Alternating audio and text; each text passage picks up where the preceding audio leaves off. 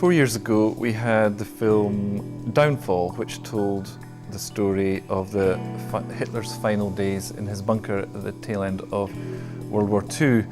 A couple of years ago we had The Lives of Others, which dealt with the German secret police, East German secret police in the 1980s.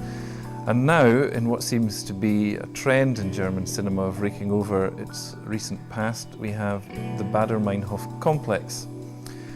For those of you not old enough to remember, the Baader-Meinhof gang, or Red Army faction as they were also called, were a sort of terrorist organisation made up of middle-class disaffected youth who terrorised Germany in the 1970s and organising a string of hijackings, assassinations and bombings. The film came out in Germany towards the end of September and has pretty much divided the country. Not only the film viewing public, but also the sons and daughters of the victims of the gang. Some have come out very much in favour of the film, and some the exact opposite could be said. The film is also Germany's Oscar entry this year, and it also features a great young cast, kind of never before assembled young German cast, including Moritz Bleibtreu and Alexandra Maria Lara, who was Hitler's secretary in Downfall, and also veteran Bruno Ganz. The film opens on November the 14th, and there's an awful lot in this film. You really do have to pay attention, but it pays its rewards. As I say, the film opens on November the 14th, so come along and find out for yourself.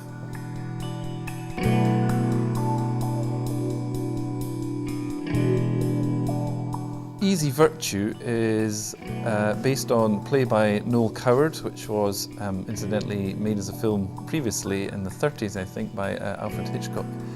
It's directed by Stephen Elliott, who you may remember from The Adventures of Priscilla, Queen of the Desert. And the play tells the story of the return to the family pile of the son of the family, who brings with him his new brash American car racing bride. And the play basically tells a story of the family's reaction to this new intruder to the family. It's got everything you would expect and hope for in a Noel Coward play. It's very funny, droll, and there are some fantastic performances in it as well. And particularly, well, Jessica Biel probably deserves a mention. No one would quite have expected her to pull this kind of role off, but she does with aplomb. Standout though is Kristen Scott Thomas as the mother, who, shall we say, has the strongest reaction against this new intruder into the family.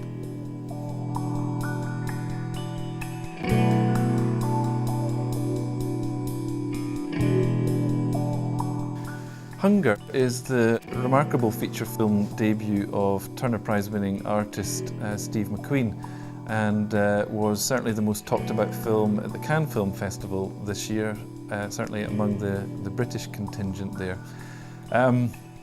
It tells the story basically tells the story of the incarceration and subsequent hunger strike of Bobby Sands in the Maze prison in the early 1980s in Northern Ireland, but it's no conventional biopic. For a film that's set within four walls of the Maze prison, it is remarkably cinematic.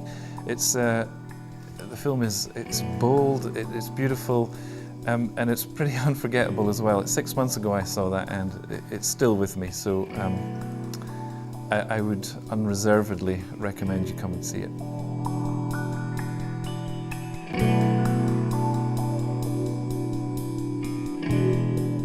There's two very good French films on at Filmhouse in November. Firstly, on November the 7th, I think it is, Let's Talk About the Rain, which is the latest film by Agnès Jaoui, her of Le Goût des Autres and Comme une Image fame.